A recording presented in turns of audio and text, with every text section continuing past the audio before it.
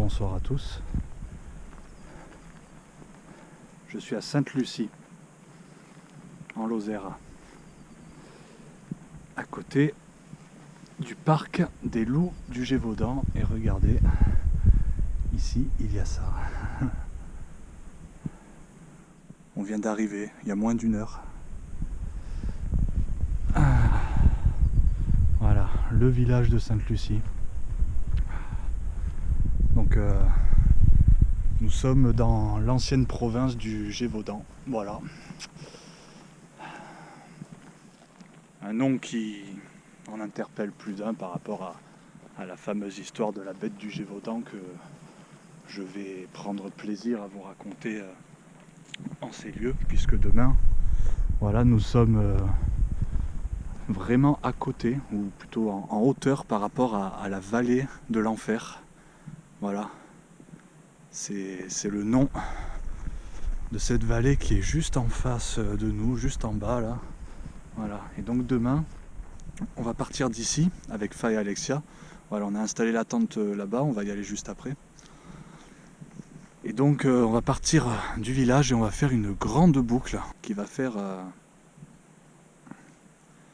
voilà, qui va nous prendre une bonne partie de la journée. Voilà. Alors regardez, là c'est bien parce que les animaux on les voit et avec le ciel en arrière-plan ça ressort encore mieux.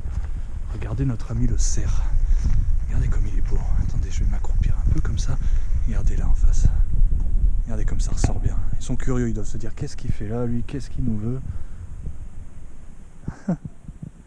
C'est bien parce que dans la première partie du séjour dans le triangle de la Burle, on n'a pas vu beaucoup d'animaux en fin de compte. Et là on est en plein dedans quoi. Parce que ici vous avez ça, donc vous avez des biches, des cerfs, je sais pas ce qu'il y a d'autre. Et de l'autre côté, il y a les loups. Quand on est arrivé, il y avait plein de rapaces au-dessus du parc. C'est la nourriture qu'ils doivent donner aux loups. Les rapaces se chargent du reste, quoi. Voilà, donc demain, belle boucle à travers cette nouvelle région si mystérieuse. Et ce, depuis fort longtemps, hein, on remonte plusieurs siècles en arrière.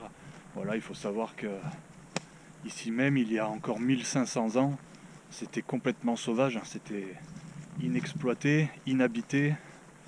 Et cela fait que depuis très peu de temps, en fin de compte, que voilà, toutes ces contrées sont fréquentées. Donc, regardez. Voilà, le soleil qui se couche à peine. On a demandé l'autorisation aux personnes qui habitent juste là. Alors si ça posait problème, ils nous ont dit que non. Donc voilà, ce soir et demain soir, nous dormirons ici. Voilà, regardez comme on s'est bien installé. On a la voiture juste là, ce qui est un gros avantage quand même par rapport aux affaires, à la bouffe, tout ça. Voilà, donc les nuits d'avant on s'est installé les uns à côté des autres. Là on est en face, voilà, par rapport au terrain, par rapport au plat. Voilà. Voilà les amis. Bon par rapport à cette deuxième partie du séjour, vous savez tout. Moi je suis un peu cassé là en cette fin de journée. La balade au rocher de Tourte tout à l'heure a été bien physique, on s'est bien donné. Voilà.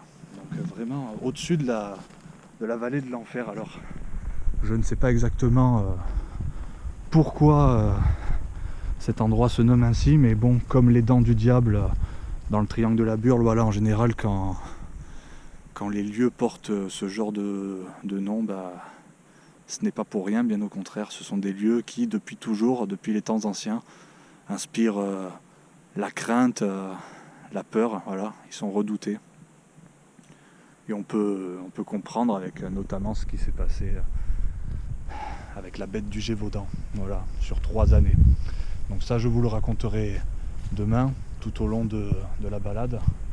Puis là, on va se poser gentiment, parce qu'on a fait plus de 2 heures de route, plus la balade juste avant et tout, donc voilà, on va se poser un peu. Et ainsi démarre la seconde partie de ce séjour. Donc première partie en Haute-Loire et en Ardèche. Et là on est passé à l'ouest, dans l'Auxerre donc c'est bien sympa. Franchement pour l'instant tout se passe bien. Et là ce soir on est à quoi, 1000-1100 mètres d'altitude. Donc on est beaucoup plus bas, on n'est pas dans la même zone. Donc ce soir il fait relativement doux. Là franchement ce soir on est bien comme tout. Voilà. Allez les amis, on va prendre le goûter, on va se poser. Enfin le goûter c'est un peu tard peut-être. On va se poser en tout cas et je vous dis à plus tard. Allez, ciao. Alors bonsoir à tous. Il est pas loin de 22 h. Regardez, la pleine lune. Bivouac sous la pleine lune du Gévaudan, c'est pas mal quand même. C'est pas mal. Je suis au même endroit que tout à l'heure. Je vais pas trop déranger nos amis les animaux. Voilà. Donc franchement on est. Je sais pas si dans la nuit on voit bien. Hein. Mais voilà. Alors si vous voyez des points rouges clignoter là-bas au loin, c'est pas des ovnis, c'est les éoliennes. Hein. Juste pour préciser. Voilà, la pleine lune, magnifique. Alors tout à l'heure il y avait les loups qui hurlaient. On est vraiment entouré, hein. Il y en a donc ici et de l'autre côté là-bas. De toute façon demain on va passer, on va faire vraiment le tour du coin, donc on va voir plein de belles choses. Bon allez les amis, je vais me glisser dans mon duvet, je vous dis à demain pour cette belle randonnée sous un beau soleil. Il devrait faire beau aussi, donc voilà, toutes les conditions sont réunies. Allez, bonne nuit tout le monde, à demain. Bon, bonjour à tous. La nuit a été douce, ça va, on a bien dormi. Il y a une espèce de vent qui s'est levé à 6 h, c'est pour ça qu'on déjeune pas ici, qu'on se met là, un peu à l'abri, à couvert. Regardez, on a un magnifique lever de soleil, ici aussi, sur les terres du Gévaudan. Regardez. Pas mal, hein. Donc vous voyez, ouais, les branches bougent, il y a une espèce de vent frais. Bon, c'est pas la burle, hein, je vous rassure, c'est loin d'être la burle. Là il doit être 7 h 30 passé. Et ce qu'on va faire, eh ben, c'est tout simplement, voilà, là on va préparer le petit déj. Tout est prêt déjà, les sacs sont prêts, donc on a juste à déjeuner et on se met en marche en direction de la vallée de l'enfer. Allez, à plus tard les amis. Bon, ça, il n'y a pas de raquette aujourd'hui. Hein. Pas de raquette. Il y a encore un petit peu de neige là, mais franchement, c'est. Voilà, comme vous pouvez le voir. Hein. Elle est encore dure, c'est le matin. Et nous, donc, voilà. On doit aller là-bas. Regardez la vue qu'on a déjà.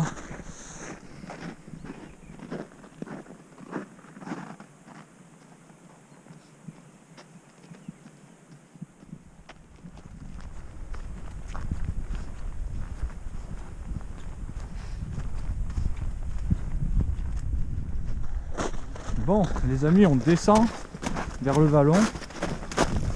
Ah, on vient de passer l'Ouébès.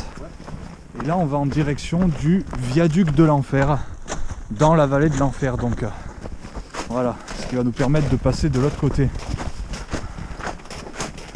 Et là, il y a un peu de neige sur cette partie. On est sur l'Ubac. Bon, en tout cas, c'est le temps idéal pour faire une rando là.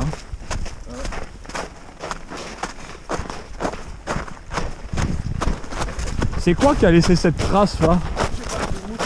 Motoneige. Hein. Voilà, on se sert de ça pour se déplacer. Voyons, on se retrouve un peu plus loin.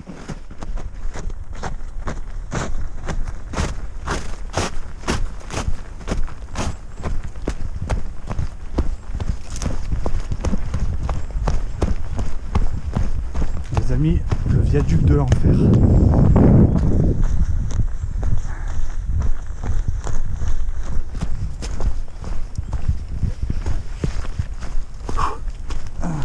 Attention de pas tomber là.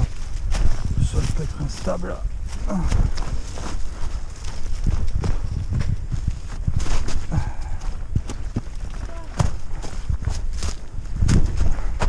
Waouh. On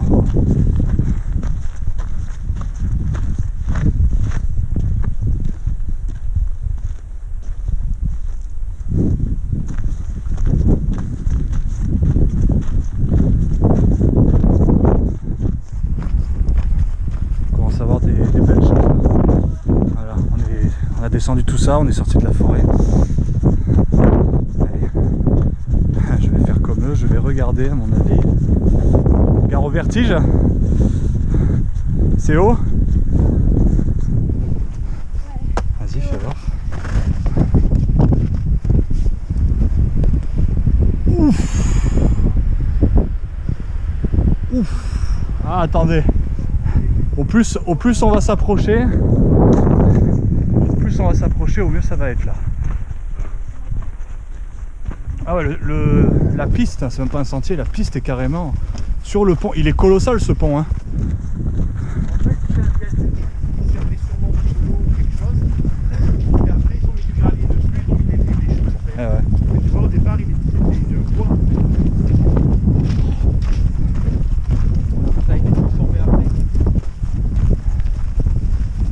T'as vu, pour remettre des rails, Adrien, Ouais. c'est facile. Ils mettent du ballast, ils posent les poutrelles, ils mettent des rails. Quand c'est droit, ça va tout seul. C'est juste posé sur des clés. Moi je vais regarder celui-là là-bas. Je pense qu'on va être... Attends, moi je vais voir là. Je pense qu'ici les amis on va être au-dessus de l'eau.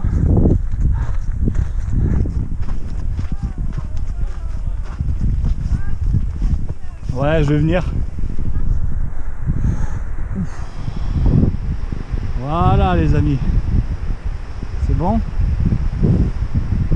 Voilà. Alors. Et de là, ça peut être beau, non? C'est magnifique.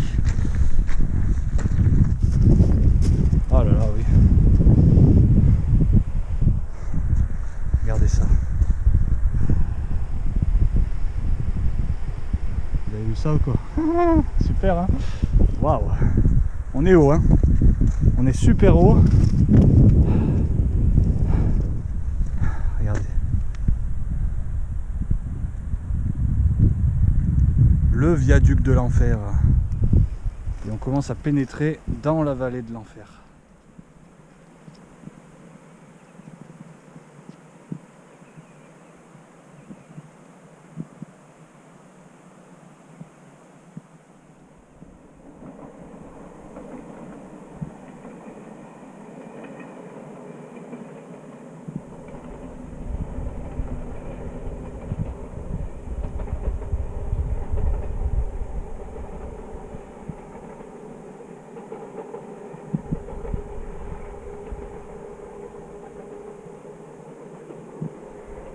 Regardez les amis, on est à moins de 1000 mètres d'altitude, mais on tombe sur des roches.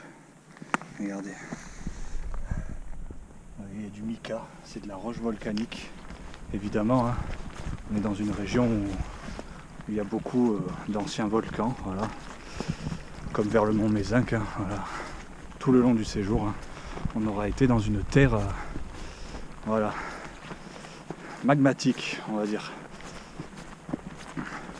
Par contre, voilà, au niveau de la végétation, c'est assez ressemblant à ce qu'on trouve en Provence, du côté de chez moi. Voilà. Il y a du genêt, des pins sylvestres. Vers le mont Mézenc, c'était beaucoup de forêts d'épicéas. Des forêts très obscures. Le genêt est plus arrondi ici, ça fait comme des buissons. Tandis que dans les Alpes, avec le vent et tout, ils ont une forme plus allongée. Regardez, c'est marrant, hein, suivant les régions. Puis alors là, niveau roche, il n'y a que l'embarras du choix là.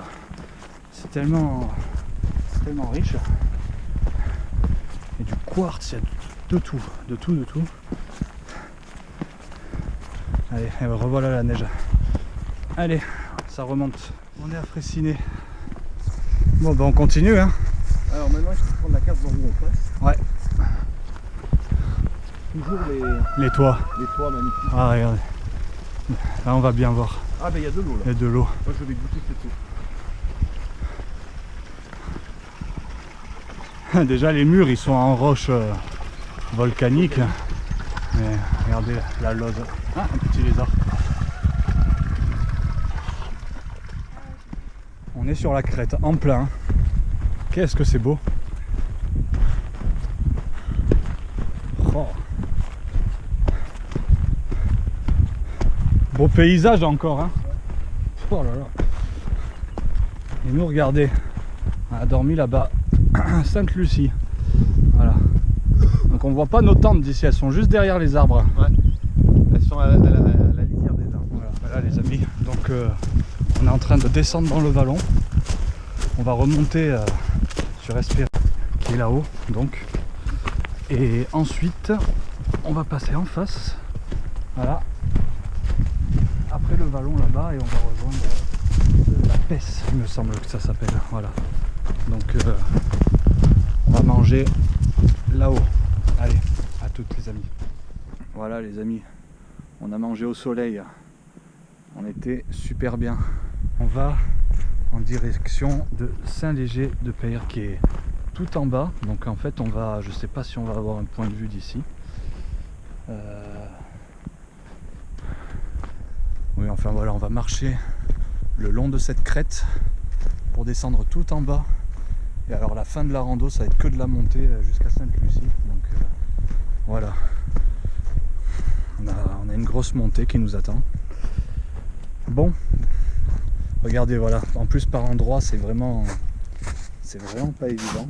Puis il fait bon en plus, hein. Là on s'est complètement découvert. Voilà, on porte vraiment le minimum. Allez, c'est parti pour le retour.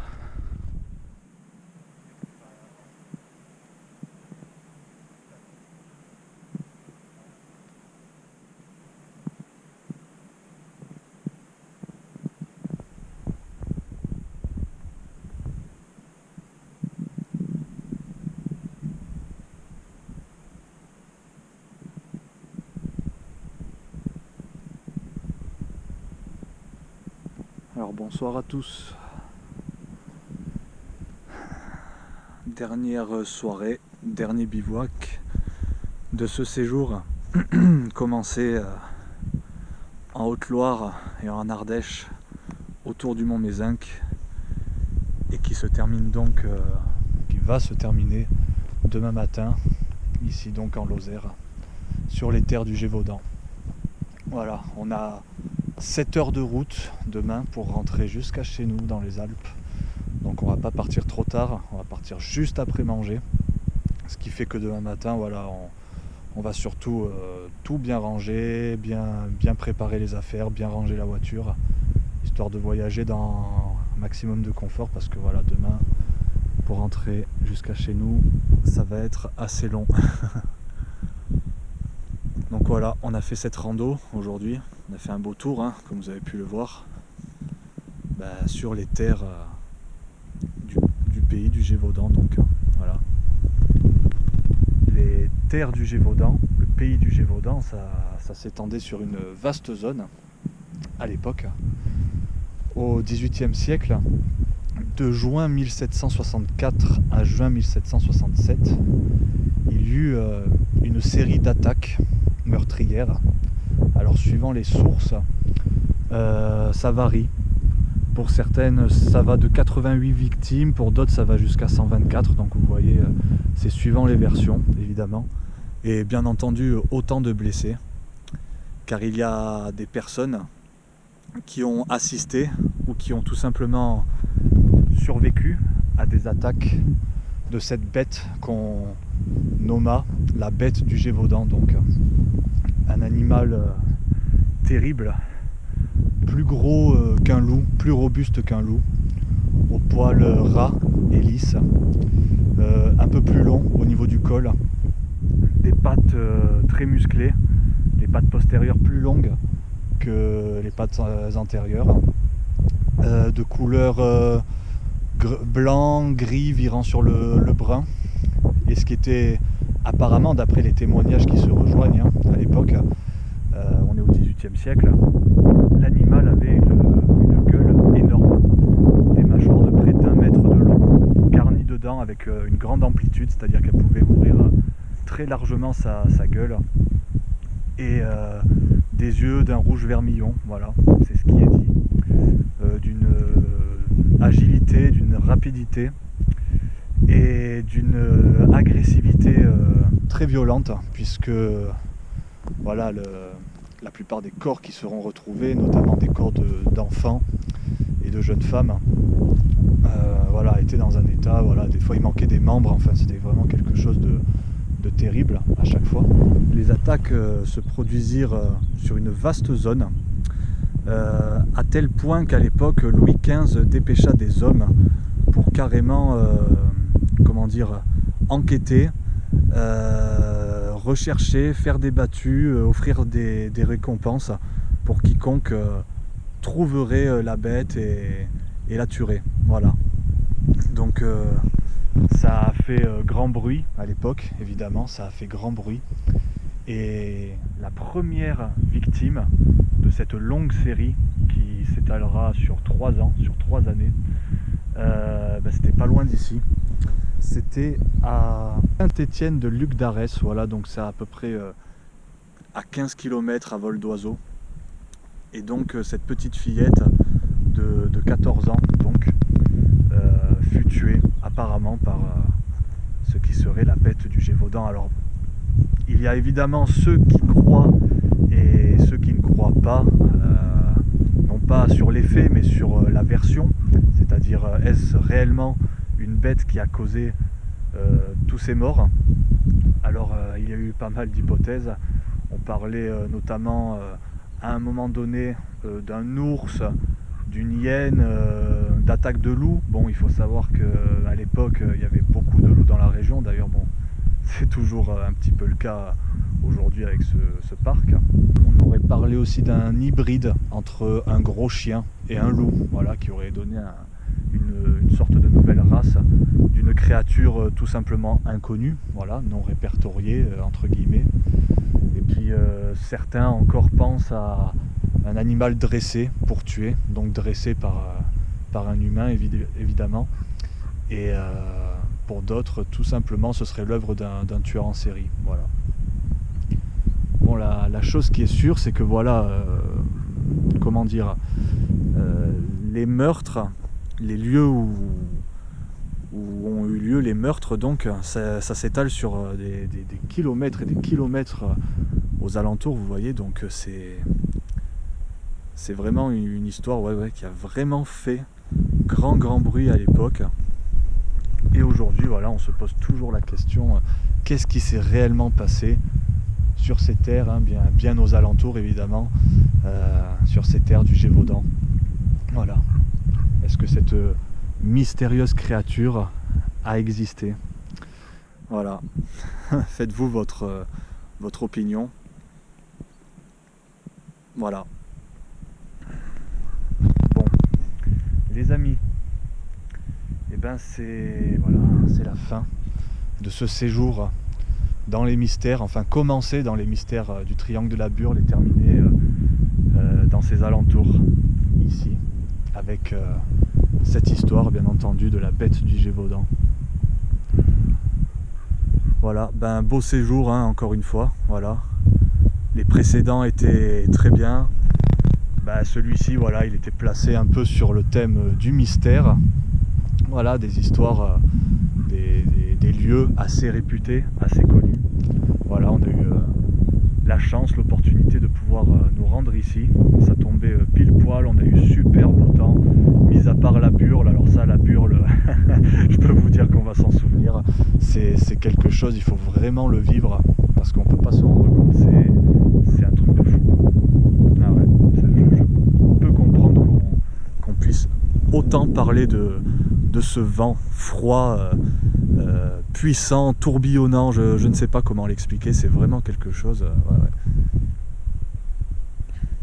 Voilà, donc la Burle évidemment, le triangle de la Burle avec tous ces mystères, voilà, toutes ces anciennes légendes, tous ces mégalithes, ces lieux religieux, Vierge Noire, il y a tant à dire, les ovnis, évidemment, des phénomènes étranges, inexplicables. Voilà. On peut aller très très loin dans le mystère avec ces différents endroits. Et donc ça se conclut ici, voilà, à côté de la vallée de l'enfer. Les amis, je vous dis à très bientôt pour une série de vidéos. Portez-vous bien. Et voilà, par la suite, attendez-vous à d'autres sujets, d'autres randos, d'autres bivouacs et d'autres thèmes, tous plus insolites, incroyables, mystérieux, les uns que les autres. Voilà. Allez, portez-vous bien et à la prochaine tout le monde. Ciao.